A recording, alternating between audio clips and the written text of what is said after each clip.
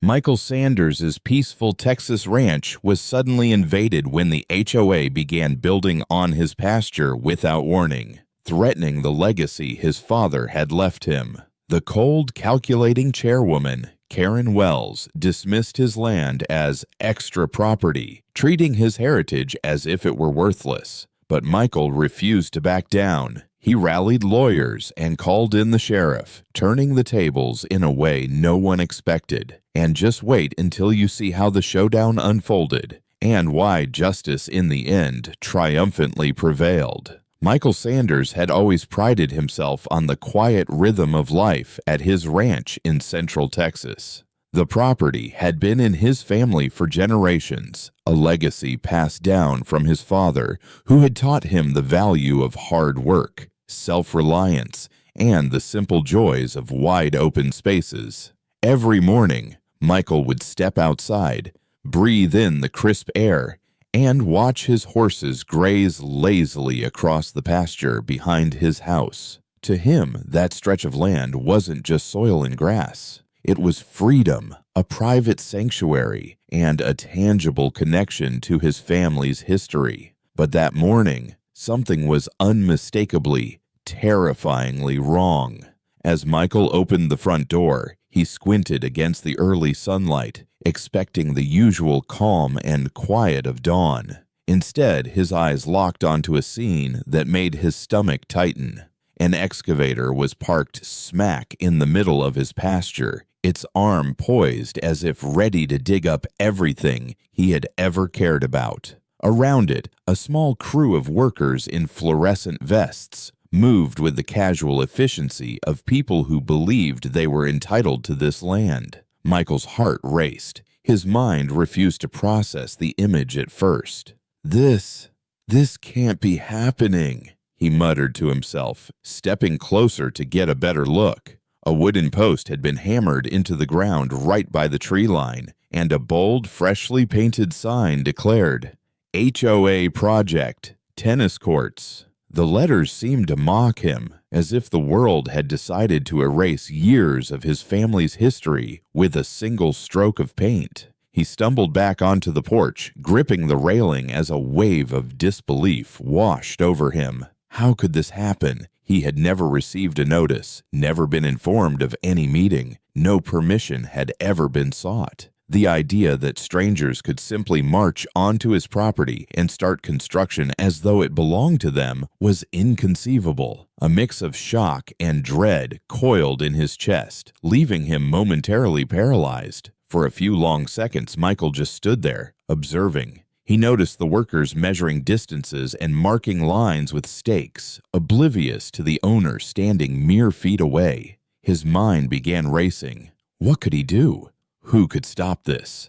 The feeling of helplessness was almost physical, pressing down on him like the heat of the Texas sun overhead. Everything he had worked for, every ounce of labor, every careful investment in his land seemed to hang in the balance. Michael's thoughts flickered back to his father. Amen, Benesesh. He remembered the stories of perseverance and standing one's ground, of not letting anyone take what was rightfully yours. That voice from the past clashed violently with the sight in front of him, the invasion of his sanctuary by people who didn't even acknowledge his existence. Rage simmered beneath the surface, but it was tempered by disbelief. Could anyone really be this audacious? The violation felt personal, almost intimate, like someone had walked into his life and decided, without any consent, to rewrite its rules. He swallowed hard and tried to steady himself, realizing that this was no ordinary mistake. There would be no simple apology, no casual correction. The moment demanded action, but first he had to process the enormity of what was happening. Michael took a deep breath. Okay. The air tasting sharp with tension, and felt a determination begin to spark in the pit of his stomach. Whatever it would take, he couldn't let this stand. Not on his watch, not on the land his family had nurtured for decades. And in that instant, as he watched the excavator dig its first shallow trench into the pasture, Michael Sanders understood that his life and the land he loved was about to change forever. The HOA meeting was held in the small, artificially polished community center at the edge of town. Michael stepped inside, his stomach heavy with unease. The room was filled with familiar faces from the neighborhood, but none of them offered any comfort. At the head of the table sat the chairwoman, Mrs. Karen Wells, her posture immaculate, her smile sharp and calculated. As she spoke, the atmosphere seemed to freeze. "You don't really need this land," she said smoothly, her voice carrying that practiced calm that masked ruthlessness. "The community decided it's better to build a sports area here. It benefits everyone." Michael felt as though someone had punched him in the chest. Her words weren't just dismissive. They were deliberate, cold, a calculated attempt to reduce his family's heritage to a trivial inconvenience. The land behind his home, the pasture where his father had taught him to ride, where generations had raised cattle and tended the fields, all of it was suddenly declared meaningless in the eyes of these people. He gritted his teeth as he tried to speak, but the room buzzed with bureaucratic confidence that ignored him completely.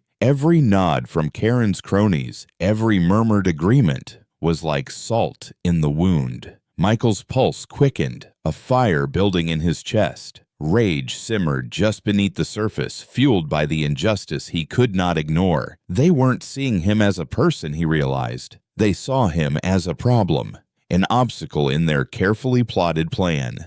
As the meeting continued, the HOA displayed documents they claimed were legal proof of ownership transfer. Michael scrutinized them, disbelief giving way to anger. The papers were clearly forged or misrepresented. Every signature, every stamp, seemed like a personal attack on the history of his family. The realization hit him fully. This was no accident. No administrative error.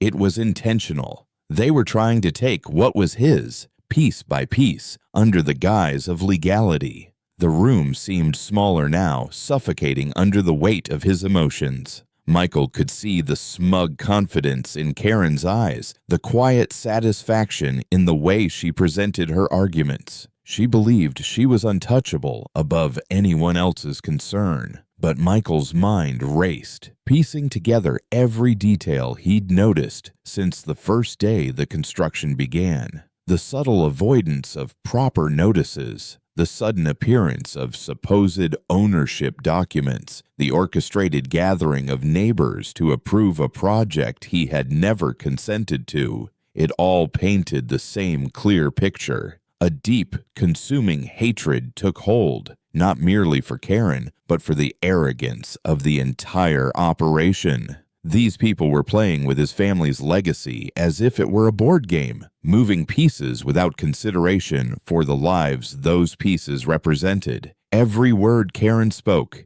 every justification offered by her supporters reinforced that he was not being treated as a human being, but as an obstacle to be removed. Michael forced himself to sit quietly for the remainder of the meeting, but inside, his mind was far from calm. He cataloged every lie, every manipulative smile, every false document. The sense of betrayal was profound, cutting deeper than anything he had experienced before. This wasn't simply an argument about property lines or local regulations.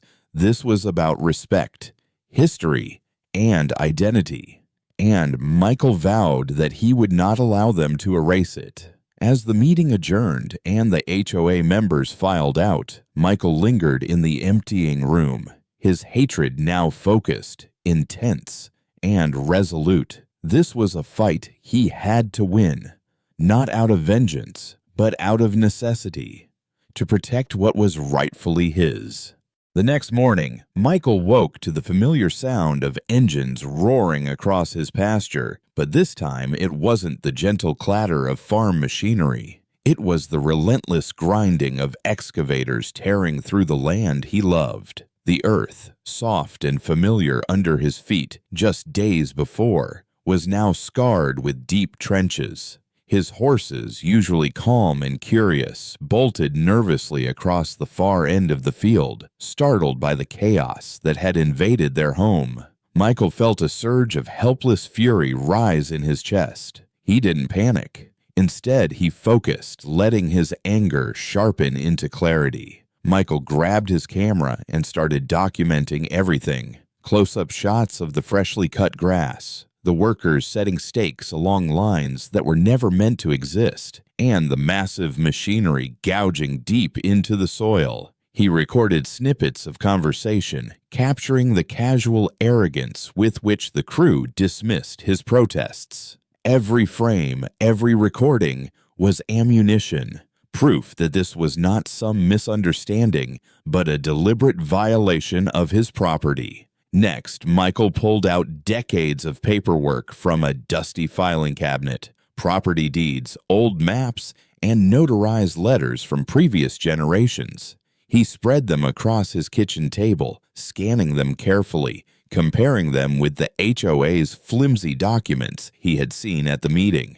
The contrast was stark. Theirs was a pretense of legality. His was history and truth. Alone, he realized, he stood little chance against the HOA's wealth and network. They had money, lawyers, and connections. But he had evidence, resolve, and the determination of someone who refuses to back down. Making the decision wasn't easy, but Michael knew he needed allies. He reached for his phone and called a trusted attorney, a woman named Laura Peterson, who had built her reputation defending people facing overwhelming odds. Her calm voice over the line was a relief. She immediately understood the gravity of the situation and promised to take action. But Michael didn't stop there. He also contacted the local sheriff's office, explaining the ongoing trespass, providing photos, videos, and a clear timeline of events. This wasn't just a property dispute anymore. It was a violation of law,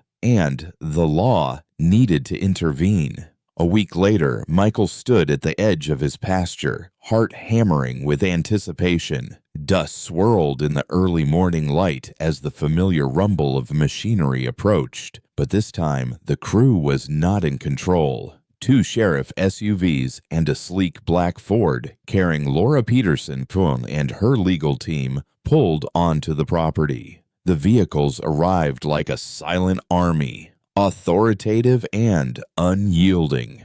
Michael stood beside them, shoulders squared, fury simmering beneath the surface but contained. His jaw was tight, his eyes resolute. For the first time since the excavators had arrived, he felt a sense of power returning to the land. This was his stand. This was his message. No longer would he be a passive observer of the destruction of his heritage. He had prepared, planned, and now he was ready. As the workers paused, confused by the unexpected arrival, Michael allowed himself a quiet moment to breathe. The anger that had fueled him all week transformed into focused determination. He wasn't just fighting for land anymore. He was fighting for justice, for respect, and for the right to protect his family's legacy. The stage was set, the confrontation inevitable, and Michael knew one thing for certain. Nothing would intimidate him from defending what was rightfully his. The morning sunlight had barely touched the horizon when the sound of engines in Michael's pasture was abruptly cut off. 2 deputies stepped forward, badges gleaming, and held up official papers. Michael felt his heart skip a beat as the words "warrant" and "order to cease all activity" were read aloud. The workers froze mid-motion, shovels and stakes suspended in the air, their casual confidence evaporating under the weight of authority. Across the field, the HOA lawyers tried to intervene, their voices rising with frustration, citing regulations and supposed agreements. But Michael's attorney, Laura Peterson, was unshakable. With calm precision, she laid out notarized documents, deeds, historical maps, and authenticated transfers that utterly dismantled the HOA's claims.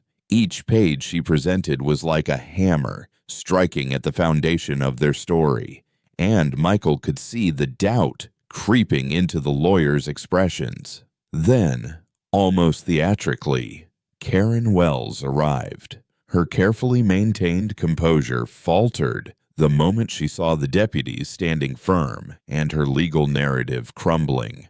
Michael watched as her confident smile vanished, replaced by a pallor that spread across her face like frost. She glanced from the halted workers to the growing assembly of officials and legal representatives, realizing the situation had spun beyond her control. Within moments, she turned on her heel and walked away, leaving confusion and murmurs in her wake. The workers, unsure whom to follow, abandoned their equipment and filed out quietly, the threat of law enforcement heavier than any instruction from their chairwoman. Michael stepped onto the freshly disturbed ground, now still under the morning sun, and felt a surge of relief. The excavators had dug, the stakes had been driven, but all of it had been halted before irreversible destruction. He ran his hand across the grass, now trampled but still alive, and took in the view of his pasture. His horses, once startled by the noise and intrusion, now grazed calmly, their movements leisurely and unafraid. The scene was quiet, almost serene, a stark contrast to the chaos of the past weeks. The days that followed were a blur of legal proceedings, but the outcome left no room for doubt. The court ruled unequivocally in Michael's favor. The HOA was required to compensate him for the damage caused to the land, and Karen Wells was removed from her position as chairwoman. Michael felt a weight lift off his shoulders, a burden that had pressed on him since the first unauthorized excavation. It was a victory not just for him, but for the principle of respect, fairness, and the rule of law. That evening, as the golden light of sunset stretched across the pasture, Michael stood once again at the edge of the field. He watched his horses move freely, the land scarred but resilient, and felt a profound sense of satisfaction. Every ounce of effort, every moment of anger and determination had culminated in this quiet triumph. Justice had prevailed, not through luck or coincidence, but because he had refused to surrender, because he had fought with integrity and persistence. A gentle breeze whispered across the grass, carrying the faint scent of earth and freedom. Michael breathed deeply, savoring the calm and the reassurance that his family's legacy was intact. The land was his, not just by ownership, but by the love, care, and determination he had invested in it. For the first time in weeks, he allowed himself a smile, simple and genuine, as he acknowledged that standing firm in the face of injustice had brought him not only victory, but peace.